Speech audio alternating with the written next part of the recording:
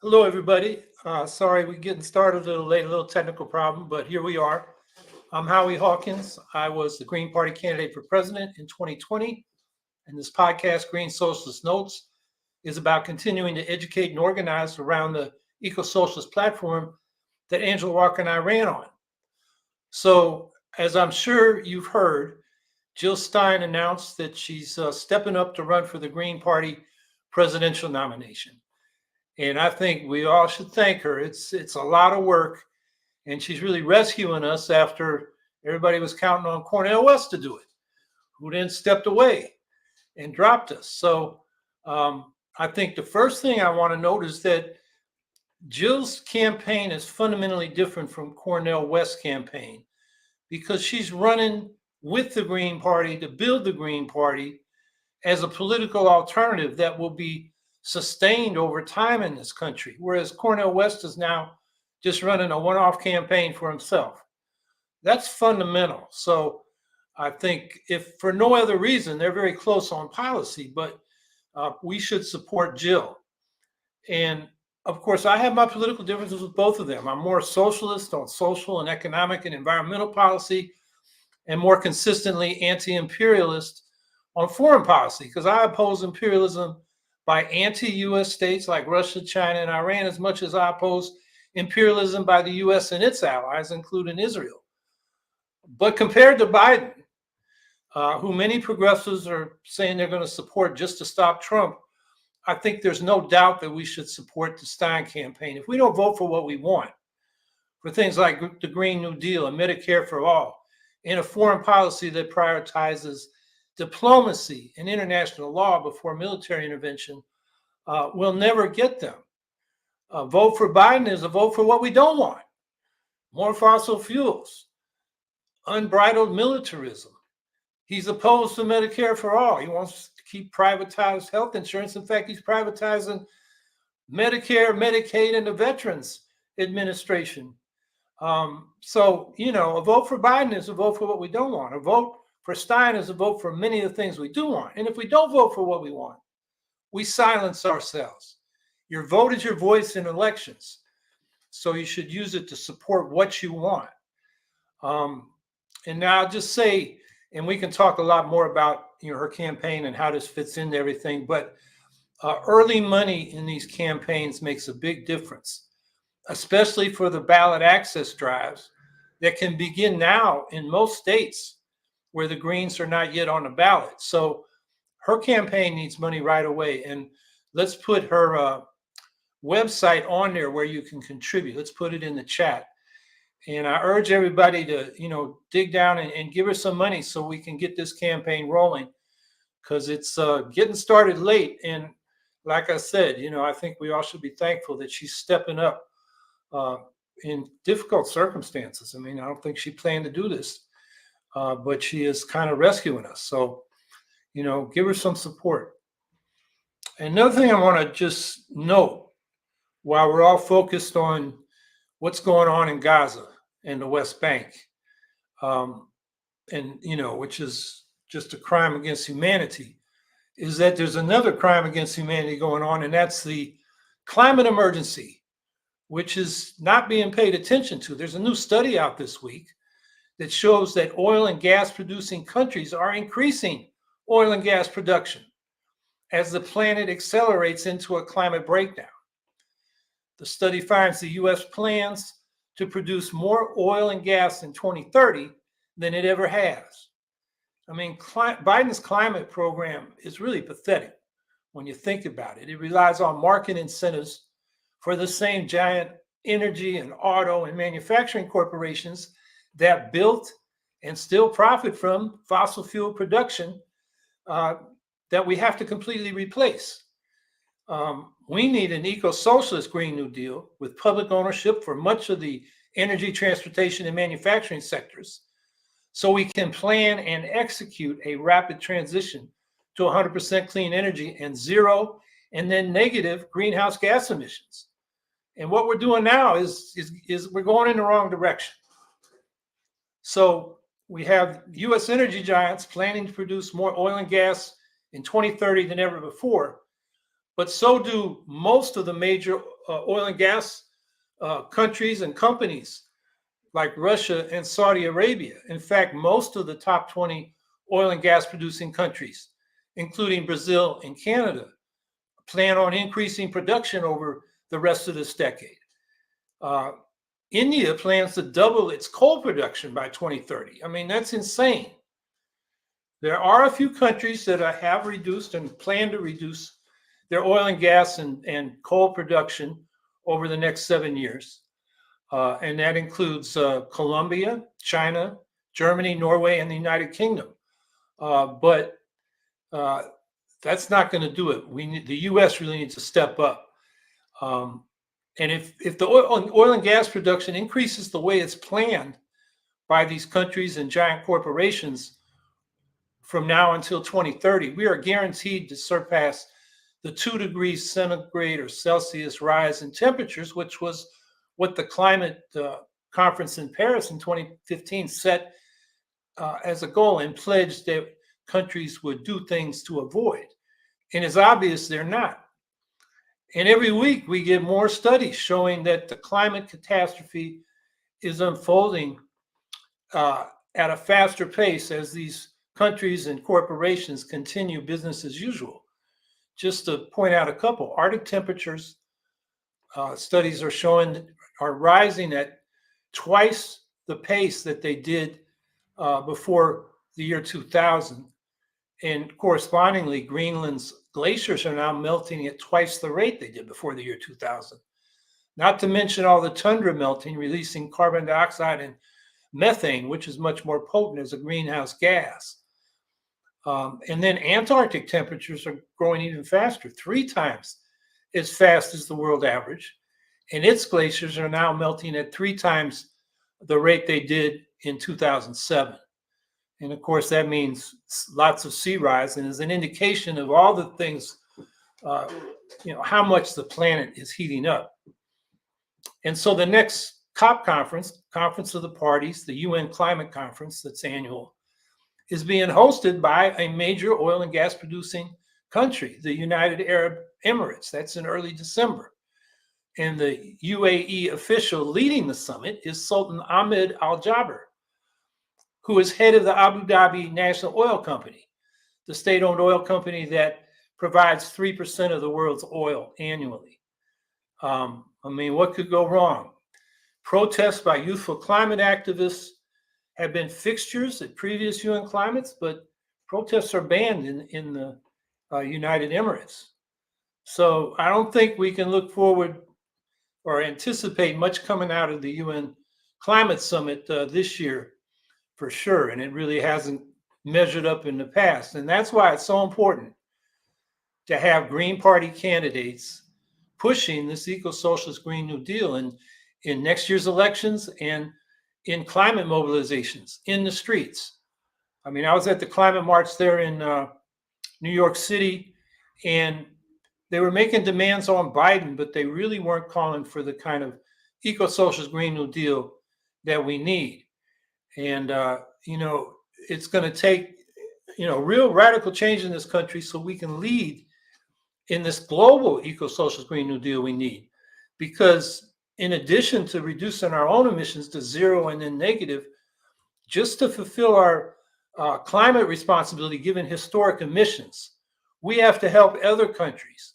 There was a study a few years ago that said, Biden wants to reduce emissions by 50% by 2030. He's not going to come close.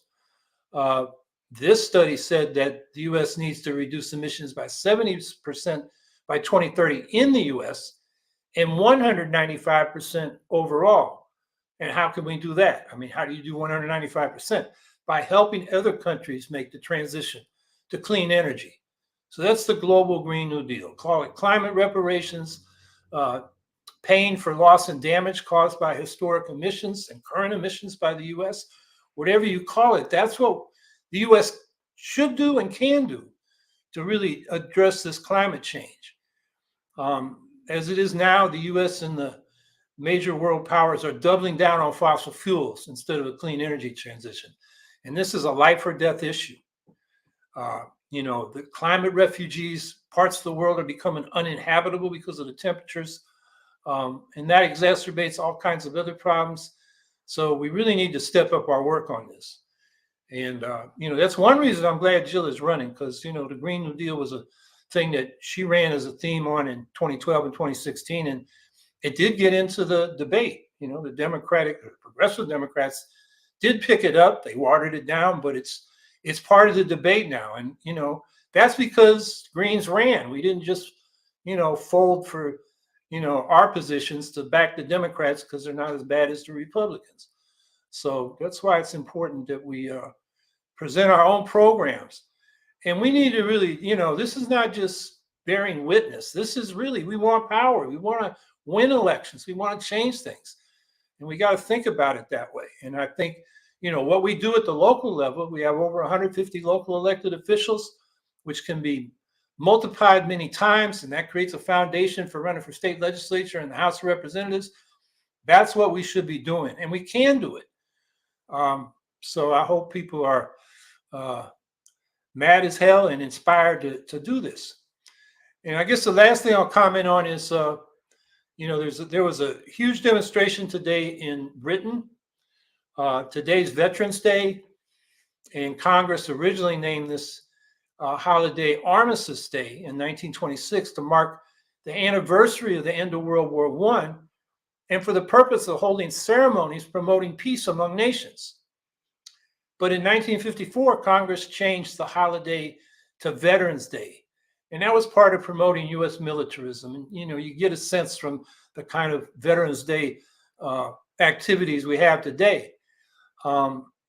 And U.S. militarism was exploding in 1954. That's what came out of World War II, when the U.S. became the world's most powerful imperialist superpower. And so they changed it to try to mobilize public support behind that. And we're still dealing with that today. We should return Veterans Day to Armistice Days, back to its original purpose. And today in Britain, people were doing that. They call it Armistice Day there.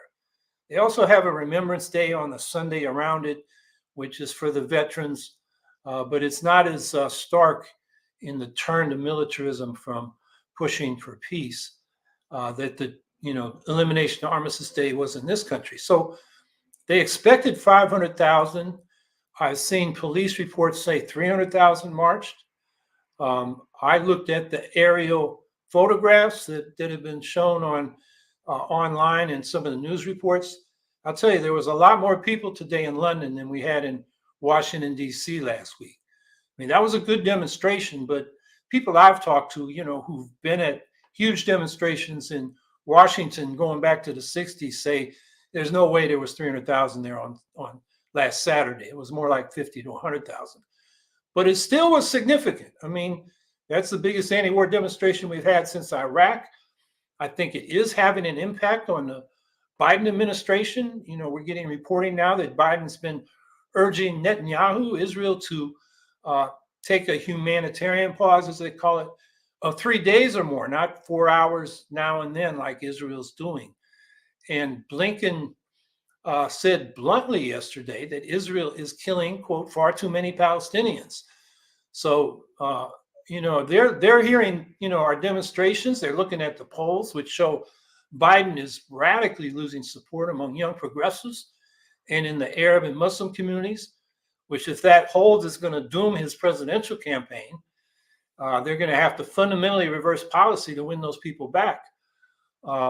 Arab leaders and analysts were warning Blinken publicly yesterday that the U.S. support for Israel's genocidal war in Gaza is creating hostility toward the U.S. in the Arab world and throughout the post-colonial global South that could last for generations.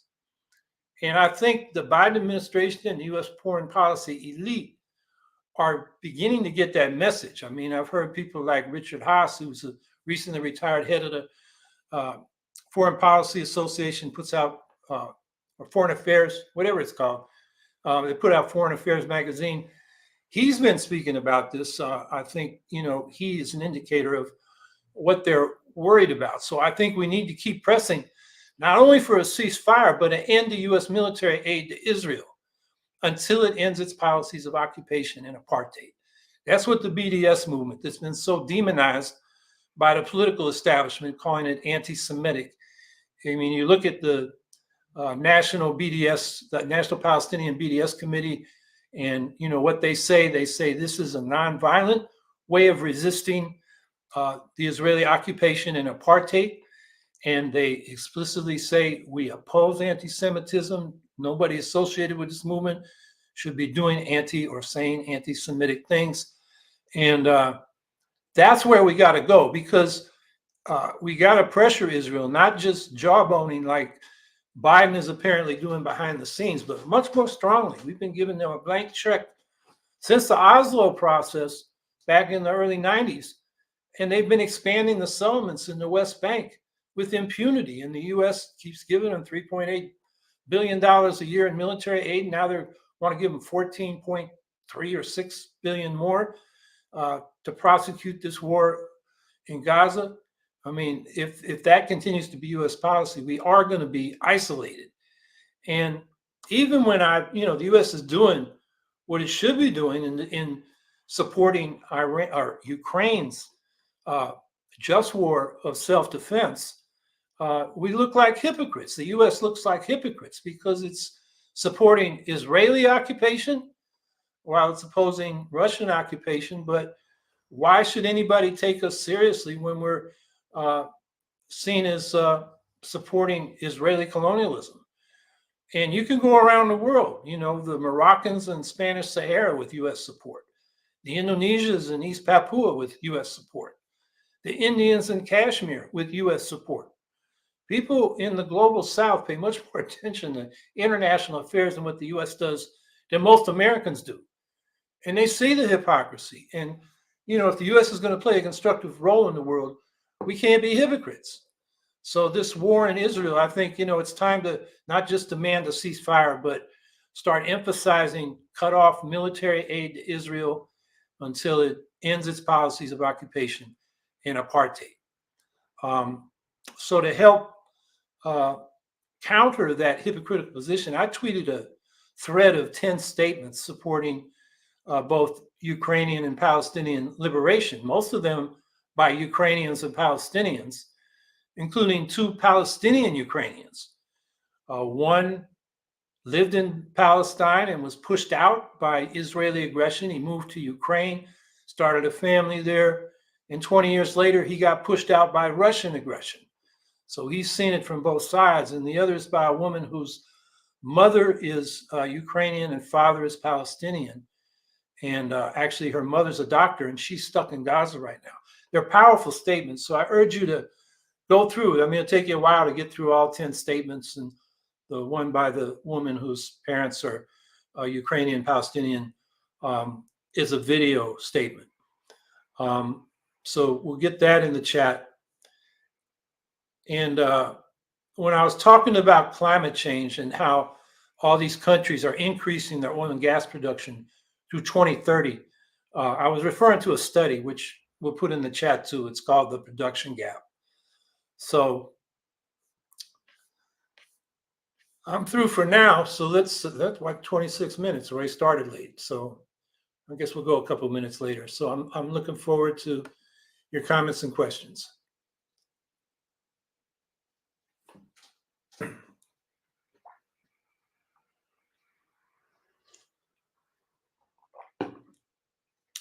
Justice Fee, happy Armistice Day, Howie and all.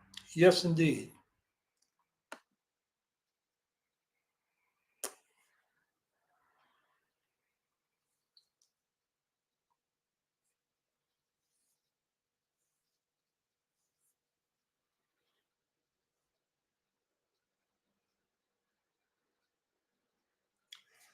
Isn't Jill still in debt from her last run? Yes, she has a fine from the FEC of $175,000, which is due in December. So, yep, that's why I'm all the more grateful that she stepped up, because she has that hanging over her head. But she's, I really respect her commitment to the Green Party and, stepping up where we really didn't have a candidate. I mean, I look at the other candidates, none of them has the capacity to run a serious campaign for a small town council or school board seat. So, I think we need to be grateful and support her. So, yeah, that's going to be a burden for Jill.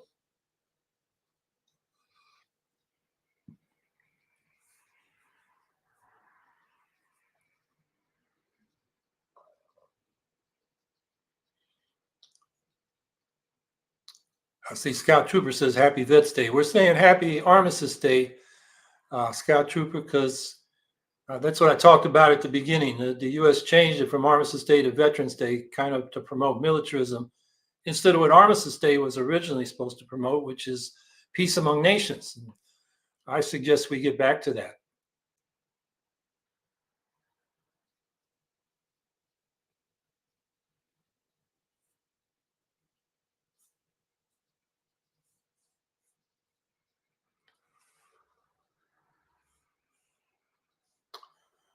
I see Steve Welser's green right there. It is a composite picture of Jill Cornell and RFK on the cover, with the headline "2024 will be a chance to break the grip of the duopoly."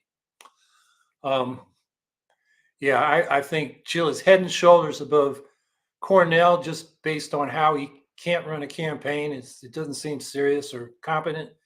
And RFK, who's, really gone off the rails on vaccines and various conspiracy theories and blind support for Israel's aggression, and I could go on. So I get it. I think it'll catch people's eye, although I hate to see Jill sort of put in the same, bag with Cornell West and RFK. But anyway, yeah, I'm looking forward to that issue.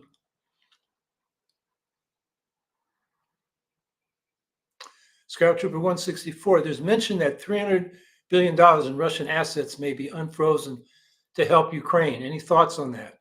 I personally hope so, especially with the end of being involved with Israel's war. Hopefully with the end of being involved with Israel's war.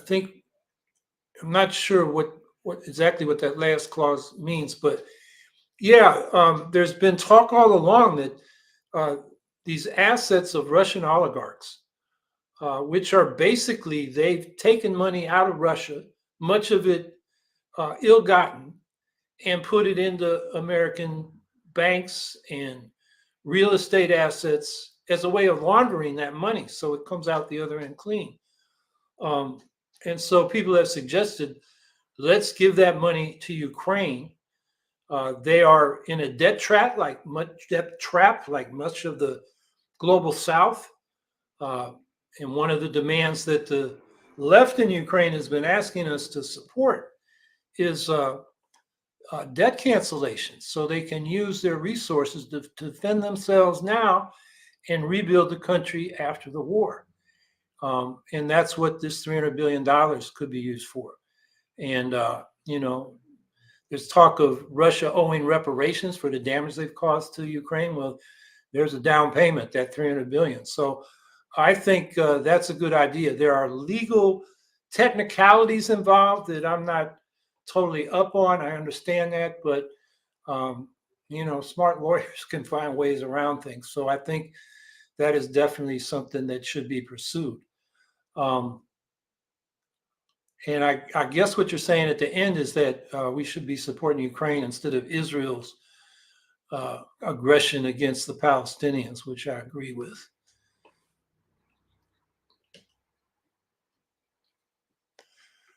John Wood, in an age where independent media is rising and legacy media's influence is waning, can third parties and independent candidates host a debate on a par to those betwixt Democratic and Republican nominees? I still think the mass media coverage of presidential debates by the major networks and cable TV is going to, have a much, much larger audience than any kind of independent media sponsored debate. So I think that's just where we still are at. But I don't know what's going to happen with debates this time. Trump and the Republican Party said they're no longer going to participate in this Commission on Presidential Debates, which was really a joint operation of the Democratic and Republican parties to keep out everybody else. Now, Trump and the Republicans aren't even participating in that.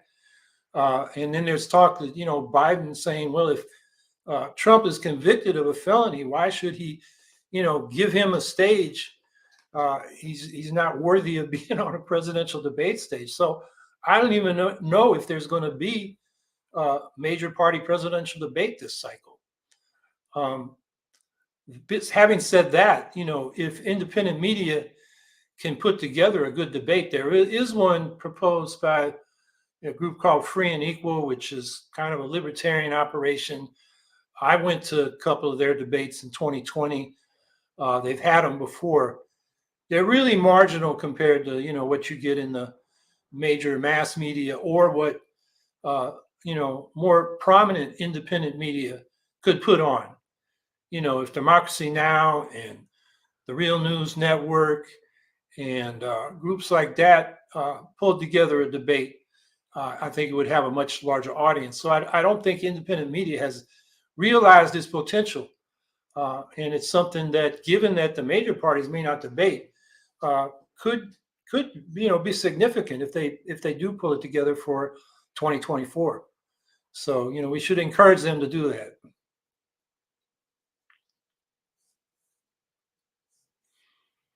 Scout Trooper 164, Elon Musk keeps demanding Ukraine to surrender while Russians didn't ask to be there. Yeah, because Russia sure didn't start invading the country. That's sarcastic. I get it. I think you're right. Elon Musk, he's a right winger. I think people have to realize the most support that Russia is getting for their invasion and the most opposition to Ukraine getting the arms it needs to defend itself is coming from the right wing in this country. Elon Musk, Margaret Taylor Greene, Matt Gaetz, all these far-right MAGA Republicans in the House, Tucker Carlson, people like that. And, they are, the reason is they love Russia. They love Russia because it's anti-gay, it's anti-trans, it's anti-feminism. There's pending legislation to make anybody advocating feminism. They call it an extremist ideology. The economic inequality in Russia is as bad as it is in the US and getting worse. But that's what the right wing likes. Plus, they like the authoritarian one-man rule. They don't really believe in democracy. So I think those are things we need to keep in mind. And, just in terms of arms to Ukraine, I think one thing people need to think about, if you're thinking we should oppose that, is what about air defense systems? That's the only reason the Russian Air Force can't bomb the hell out of Ukraine like they did out of Aleppo in Syria or Grozny in Chechnya they did before. Instead, they have to use artillery and missiles and drones, most of which are the air defenses can stop, but not all of them. And, the plan now for Russia, they're increasing their military budget 70% next year. They're planning for 3 more years of war. And so, if Ukraine doesn't have at least air defenses, Russia's going after their power system. So people are denied heat and electricity this coming winter. Do we want to deny them? I don't see how you can stop, bombing from the air with nonviolent resistance. I mean, there's a time when you have to defend yourself. And so I just hope people keep that in mind. I mean, Ukraine at least needs to have the air defenses to stop them from being turned into, their cities being turned into what Mariupol became. And I think another thing to keep in mind is the contrast between how Ukraine took back the city of Kherson. They didn't bomb Kherson. They basically cut the supply lines to the Russian army in the part of Kherson Oblast or province to the north and west of the Dnieper River. And Russia had to retreat. So they got Kherson back. But once the Ukrainians got it back, Russia started lobbing artillery daily into Kherson, the city, killing a lot of people who were hitting residential buildings And now the city's largely depopulated because the Russians are just bombing it. It's not a military target. They're bombing civilians. It's terrorism. So that is a mess. And, I hope people who are consistent in opposing Russia's invasion and occupation of Ukraine, like we're opposing Israel's invasion and occupation of Gaza and the West Bank.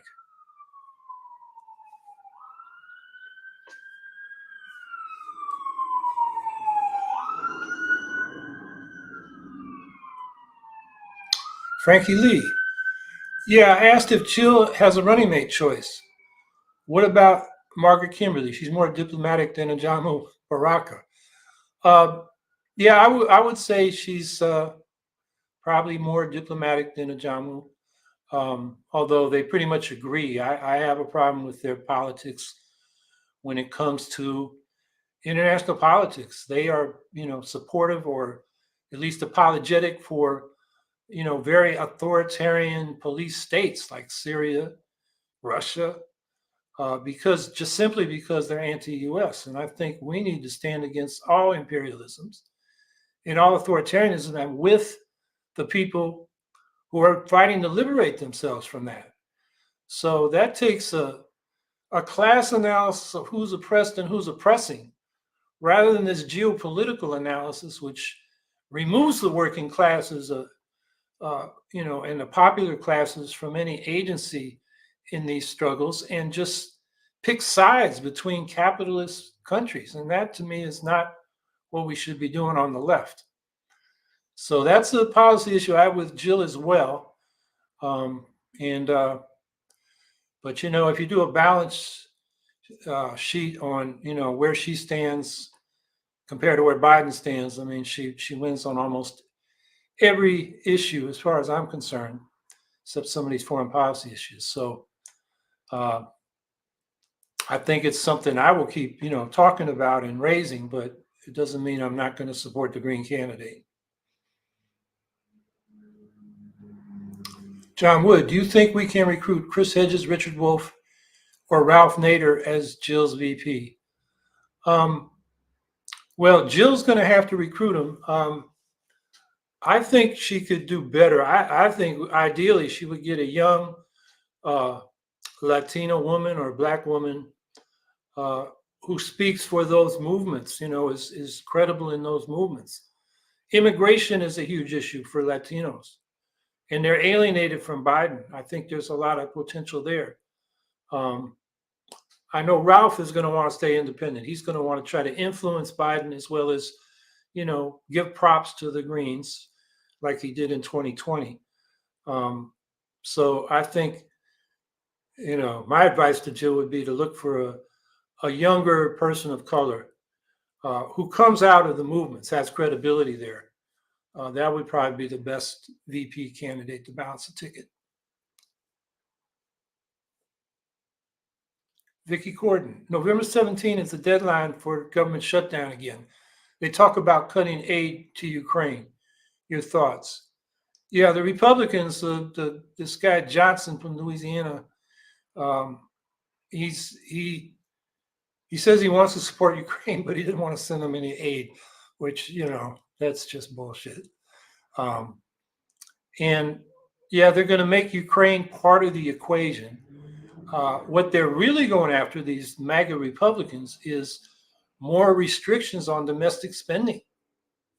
I mean, the debt deal we got before is it prevents any increased spending on domestic issues for a certain period. I forget, maybe 2 years. They're going to want more of that. They're saying openly they want to cut Social Security and Medicare to deal with the deficit. Even though those are independently funded and are solvent, particularly Social Security. If we lift the tax cap where people make an income now, it's about $160,000. Any money you make over that, you don't have to pay the Social Security tax on it. If we just didn't lifted that cap, Social Security would be solvent as far as we can see into the future. And then, of course, Medicare. The problem for Medicare is the private health insurance. The private side of healthcare is driving costs up and up and up. So what we really need is Medicare for all, much more efficient system that would cover everybody at less cost than our mixed private and public system now. So that's what should be being talked about in Congress. But, the Democrats, what they tend to do is instead of, fighting the Republicans, they want to accommodate them in quote unquote bipartisan agreements, which, given that these MAGA Republicans are, they don't compromise. It's the Democrats that do all the compromising. So, yeah, if the government shuts down, the one thing the Democrats will be able to do is blame the Republicans if they're smart on their messaging. And maybe the Republicans see that and they will come to some kind of deal. But, it's a problem. And Congress, in the House in Congress is so dysfunctional. It's hard to believe. And people around the world see that. I follow a lot of what people in Ukraine and now in Israel and Palestine are saying. And they're just astounded at how incompetent and amateurish. We look like a banana republic. There's no respect for the U.S. because of these crazy people in the House. So we'll see what happens, but it doesn't look good. Beatty Dimmitt, we still need to fully fund medical school if we are going to commit to providing health care for everyone. We are way short on doctors. Yeah, I totally agree. One of the good things in the healthcare legislation that Bernie Sanders keeps introducing is it does address that. The single payer bills do have some money in there for, funding the education of more doctors. And that's what we need. You're right about that. We're understaffed in terms of doctors and providing the care we need. I know doctors that have 5,000 patients. How do you keep track and do a good job with that many people? It's crazy. Our doctor per population ratio is way high, much higher than countries with much less wealth like Cuba and Costa Rica.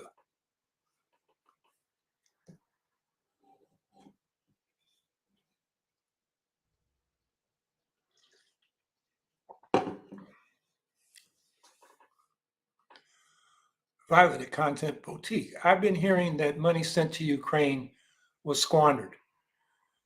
Well, the U.S. has been watching where the money for the weapons goes and where the weapons themselves go, and they found no diversion of its intended target. There is reporting that some of the money going for economic and humanitarian aid is being diverted by corruption. And that's a problem Ukraine and many countries in the former Soviet Union have. It seems to be improving, but yes, some of that money may have been taken by crooks, and some of them are being prosecuted. It's hard sometimes to uncover these schemes, but they should be uncovered. And I think the Zelensky government is committed to clamping down on corruption. But it's complicated, both politically in terms of the Ukrainian power structure. Oligarchs still play a big role. So it's a difficult problem. But the arms, the U.S. has a lot of inspection on that. The MAGA Republicans have pushed for that. And the study just came out recently, said, they could find no weapons diverted.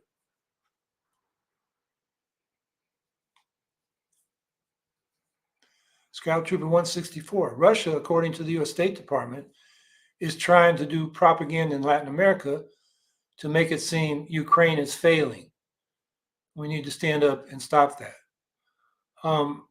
You read what the Russians are saying. Yeah, Ukraine is about to collapse, in a couple of weeks. They've been saying that since they first invaded and got their butt whipped trying to take Kyiv. They say we've come to a stalemate and the counteroffensive failed. But another way of looking at that is Russia failed and Ukraine, with much smaller country with less military resources, has fought Russia to a stalemate in defending itself. And one thing's clear, there have been polls done by the Kyiv International Institute of Sociology of what Ukrainians think about. The question is, would you be willing to give up land, Ukrainian land to Russia in return for peace, or do you want to keep fighting until you get that land back? And 80% and up have consistently said throughout the war, including the most recent poll out, that they want their land back and they're going to keep fighting for it. So, with that kind of spirit, Ukraine can't be defeated, even if they end up resorting to guerrilla war, because they don't get the support from the U.S. and the West that they should get. You just need to look at a country like Afghanistan. People will fight for their own country, and the invaders, Afghanistan has pushed out empires for hundreds of years, centuries. And the Russians found that out in the 80s, and the US found that out in the 2000s. So I think, Ukraine isn't failing. They're struggling because Russia's invaded them and bombing them.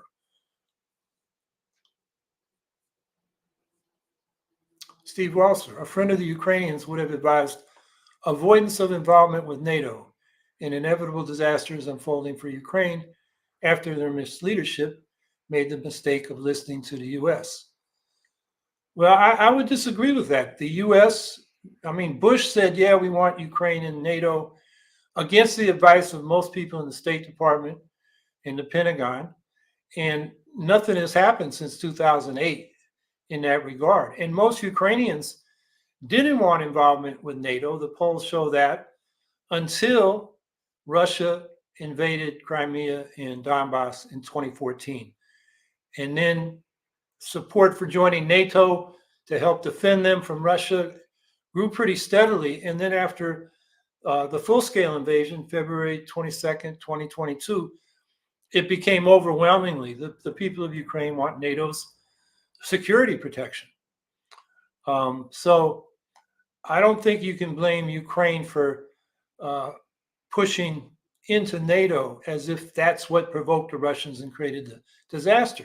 It was after the Russians invaded that the people of Ukraine really started pushing to get into NATO because they need the support for their defense.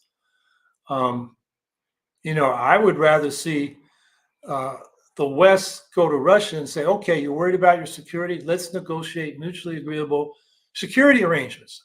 And let's get back into these nuclear arms control treaties that the U.S. pulled out of under Bush.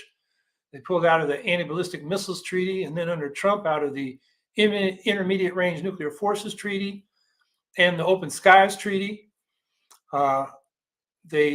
Russia's saying they don't want to negotiate the strategic arms reduction treaty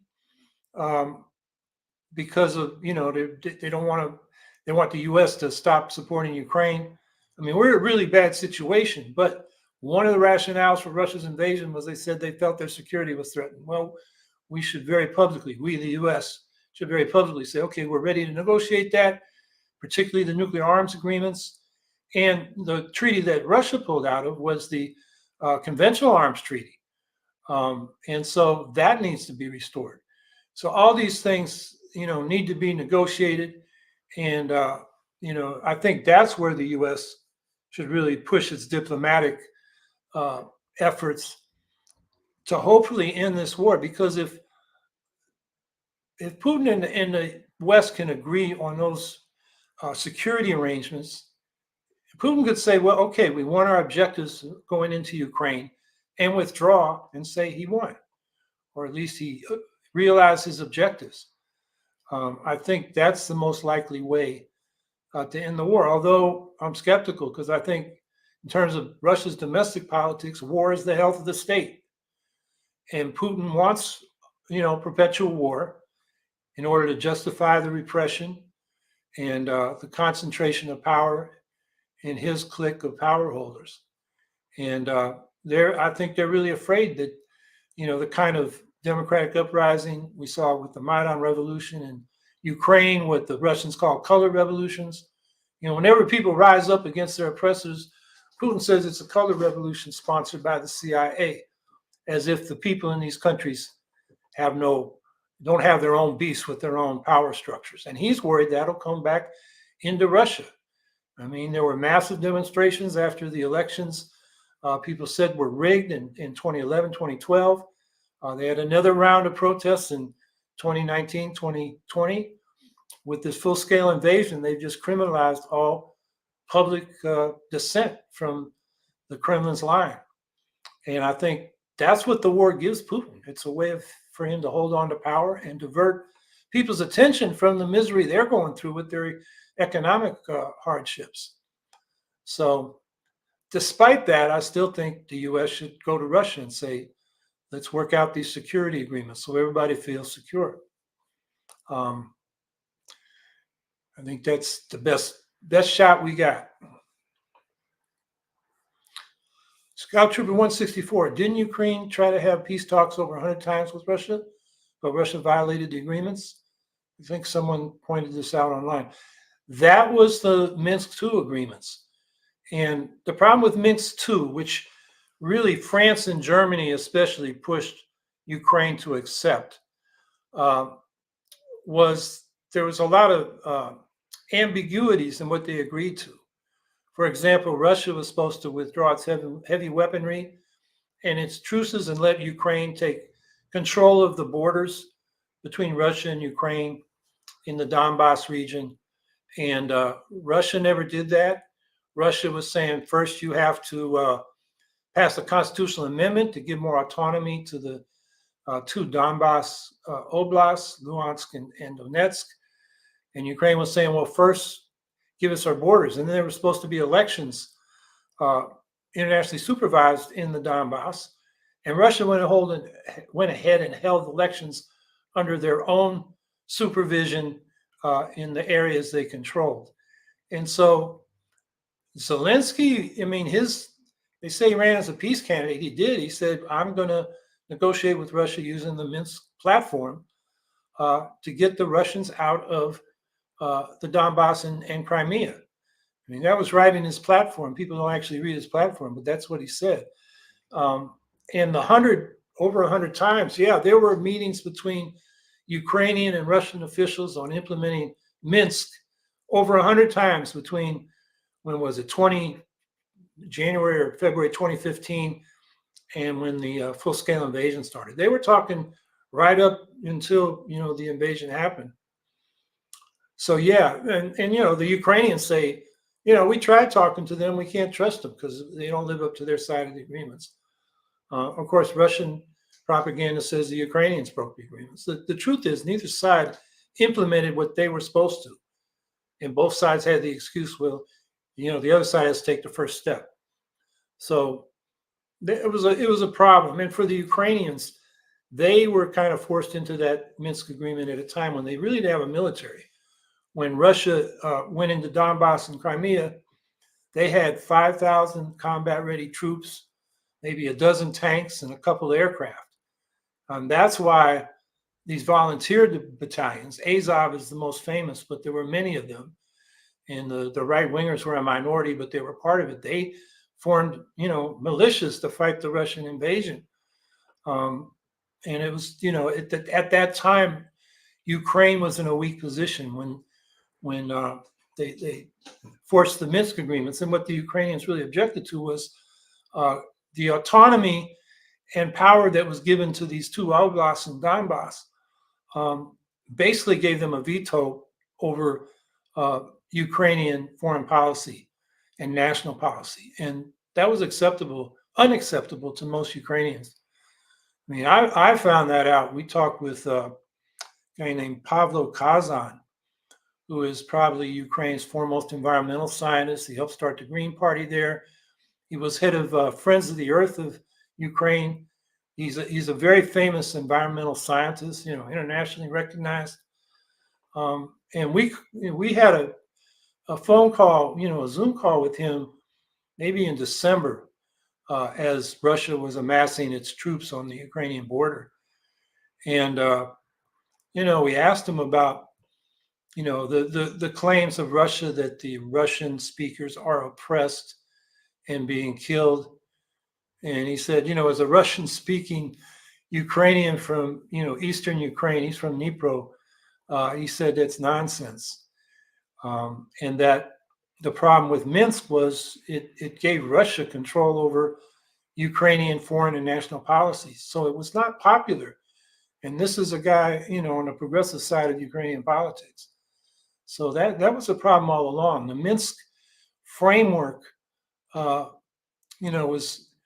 was vague, as I said, because the sequence of steps to be taken wasn't specified.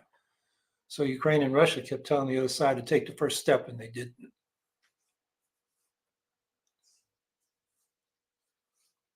Vicky Cordon, it seems the Russians are sticking their dirty hands in elections in Latin America. Russians want to conquer everyone, if that is true. Well, the Russians and Americans, I have intelligence operations, and they are trying to influence elections around the world. There was a study came out 2 or 3 years ago by a guy, a professor whose first name is Dov. I can't remember his last name. He did a study of this, I think, since World War II. And, the Americans are the worst. They've done it over 100 times. The Russians are the second worst, about half as often as the U.S. does. And that's, propaganda. It's misinformation. It's sometimes money.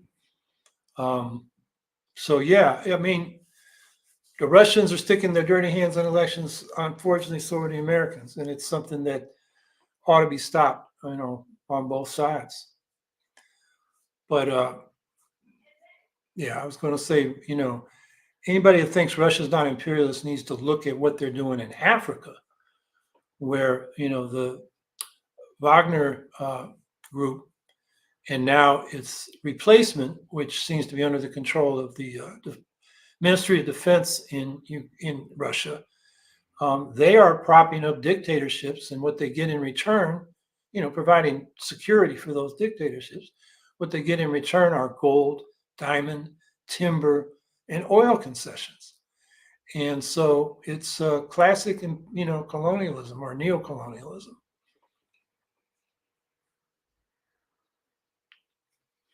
John Wood, Argentina is going to have a runoff election between a Peronist candidate and a far right one. What do you make of this? It's sort of a tragedy that the left, and this is globally, it's just not building credible parties that can win popular support. And so you're left with a choice between a kind of a centrist populist and a far right populist who calls himself a libertarian. And, his policies are just really nutcase policies. So Ukraine, I haven't looked at the election closely, but I've, sort of seen it at the level you've just described it, and it doesn't look good. So I just, that's the problem around the world. The left, the secular left, in the Middle East got crushed with the support of British, US, and Israeli imperialism. It's well known that Israel was propping up or encouraging Hamas as an alternative to the Palestine Liberation Organization and Fatah, the major group in it, which was secular and nationalist and, leftist, at least part of the coalition. They wanted this, conservative religious alternative. And of course, be careful what you wish for, because now they got it. And that group, became terrorist and very violent. And,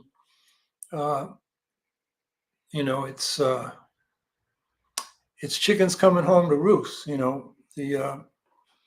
The policies of occupation and expansion of Israel, that the Palestinians aren't going away. And the rest of the Arab world, certainly the Arab street, the public, as opposed to these corrupt right-wing leaders, is definitely behind the Palestinians' struggle. So, it doesn't pay off in the long run to support oppressors. because the oppressed are eventually going to fight back.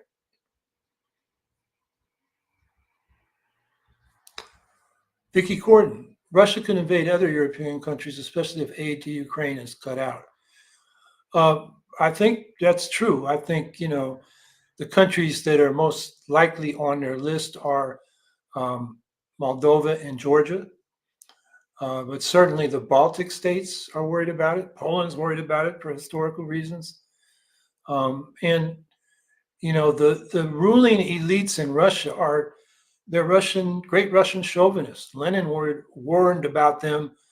It's something that had to be defeated at the time of the Bolshevik revolution. And Putin, blames Lenin for Ukraine. He said if Lenin had given Ukraine the right to self-determination, the right to secession if they wanted it, there would be no Ukraine, which is, an historical revisionism, which is false, because you can go back to Voltaire, and he wrote about how Ukraine is oppressed by outsiders.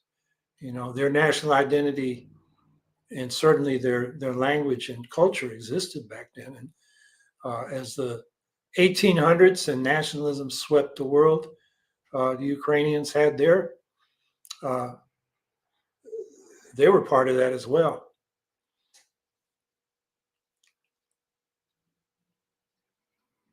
John Wood, we need to press for a peace treaty. It would be criminal to keep this war going. I guess you're talking about the Ukraine war. And Zelensky has a peace treaty, 10 points.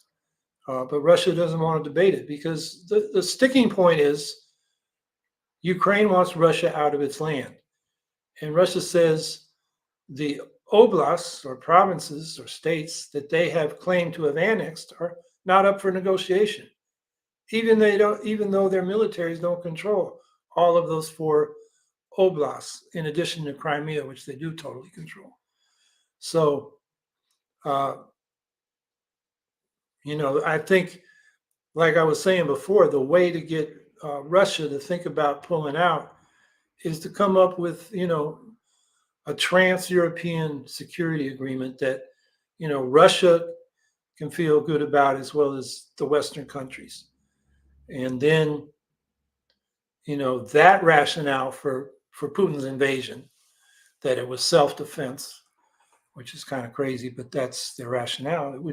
It would disappear, and he could say, okay, we got the security arrangements we wanted and pull out. I think that's the best shot I can see. Otherwise, it's going to be a long war of attrition.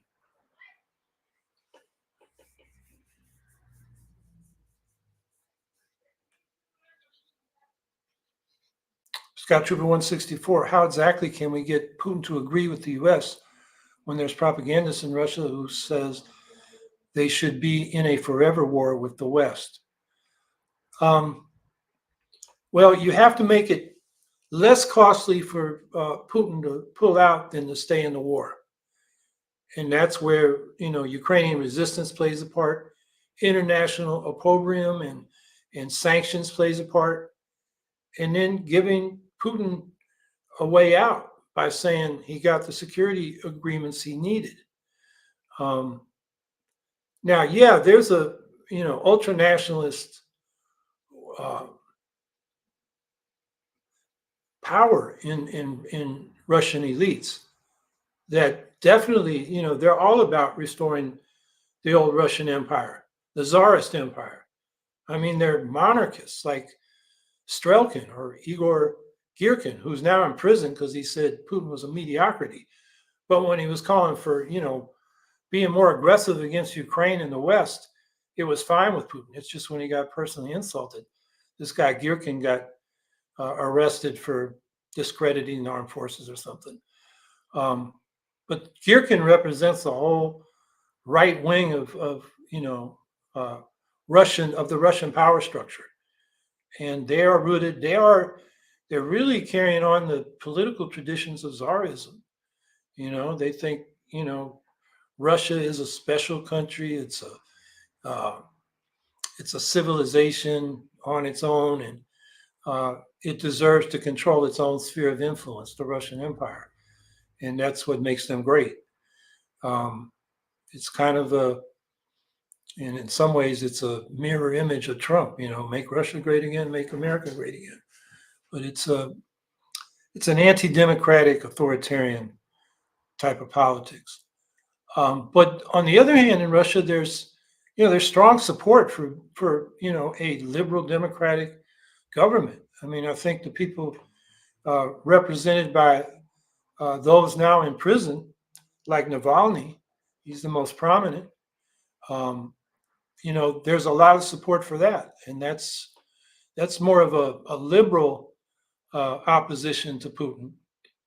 There is a socialist left, but it's very small. The problem in the East Bloc, the former Soviet countries, is that socialism is a bad word because it's equated with repression and not, what socialism traditionally or originally was supposed to be about: full political and economic democracy.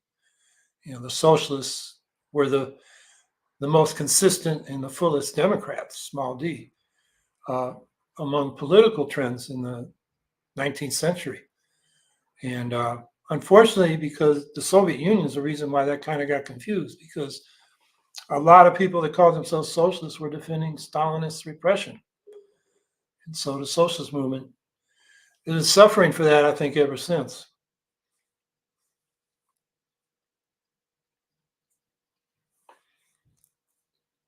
Okay, well, we talked a lot about Ukraine. It's interesting. It's kind of receded from the headlines, and while everybody's focused on what's going on in Gaza, and in our own headline that Jill Stein has stepped up to run for president. But that's okay. I think the Ukraine situation is going to be with us for a while, so we need to keep talking about it. So I will be here next week. I might have a guest. I have a number of people I've been thinking about, and I've hesitated to bring them on while things exploded in the Middle East. But maybe by next week I'll have one of them on. So I don't have anybody lined up yet, but I'm going to call some people and see if they're ready to come on. And meanwhile, I hope you'll dig in your pocket and give a little money to Jill Stein, and remain active on the ceasefire and ending military aid to Israel, and keep pushing on the climate issue, because we can't let that disappear while these other crises have our attention. So that's it for this week. I'll see y'all next week.